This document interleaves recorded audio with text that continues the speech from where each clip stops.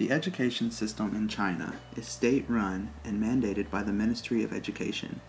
Because of this, all citizens are required to go to school for at least 9 years. In 1949, when the People's Republic of China was created, education changed drastically, and the government became much more conscious of getting every citizen into school. Mostly, students enter school when they are 6 or 7 and remain in primary school for 6 years, usually, and then 6 more years in secondary school until they are 18. At this time, students can decide if they want to pursue higher education. However, in 1985, state-funded universities were abolished and students had to begin competing for academic scholarships.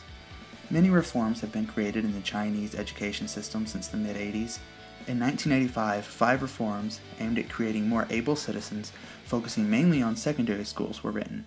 They hope to improve secondary education as well as develop vocational and technical education programs, to give administrators their encouragement and authority to ensure consistent progress in educational reform, to reform the graduate assignment system of institutions of higher education, and to expand their management and decision-making powers so that they would be more uniform and more effective.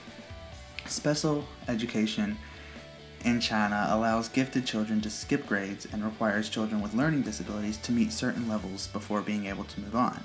However, these students with severe disorders rarely meet that required level and become the responsibility of the families.